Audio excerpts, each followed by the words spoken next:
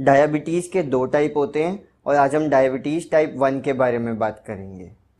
जब भी हम कार्बोहाइड्रेट रिच फूड खाते हैं तो वो स्मॉल इंटेस्टाइन में जाके ब्रेक डाउन होके ग्लूकोज रिलीज़ करता है और ये ग्लूकोज स्मॉल इंटेस्टाइन के सेल्स एब्जॉर्ब कर लेते हैं और स्मॉल इंटेस्टाइन से एब्जॉर्ब होके ये ग्लूकोज ब्लड में चली जाती है।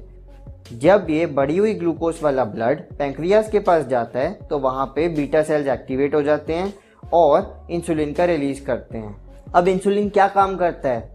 तो इंसुलिन एक की तरह काम करता है और ये हमारे सेल के रिसेप्टर्स पे जाके लग जाता है और फिर ग्लूकोज हमारे सेल्स में घुस पाता है और फिर हर सेल ग्लूकोज को यूज़ करके अपने अपने फंक्शन परफॉर्म कर पाता है।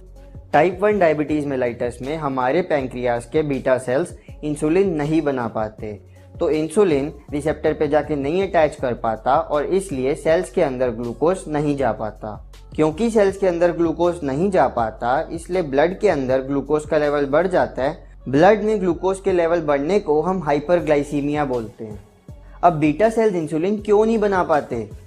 ऐसा इसलिए होता है क्योंकि हमारे WBCs यानी कि हमारी खुद की इम्यूनिटी हमारे पैंक्रियाज को मारने लगती है और उसके बीटा सेल्स को मार देती है।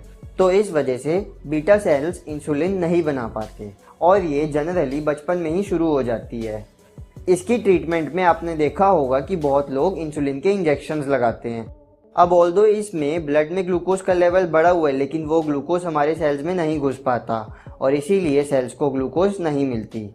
जब सेल्स को ग्लूकोज से एनर्जी नहीं मिलती तो वो एनर्जी के लिए फैट को तोड़ना स्टार्ट करते हैं और जब वो फैट को तोड़ के एनर्जी लेते हैं तो उसमें कीटोन बॉडीज़ प्रोड्यूस होती हैं और ये कीटोन बॉडीज़ एसिडिक होती हैं, तो इससे हमारा ब्लड भी एसिडिक हो जाता है। इसको हम कीटोएसिडोसिस बोलते हैं।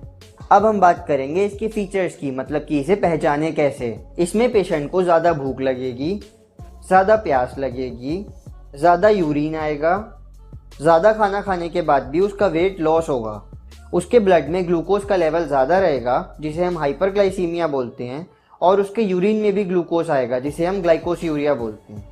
अगर आपकी फैमिली हिस्ट्री में आपके पेरेंट्स को या आपके ग्रैंड पेरेंट्स को डायबिटीज़ है तो आपको डायबिटीज़ होने के चांसेस बढ़ जाते हैं।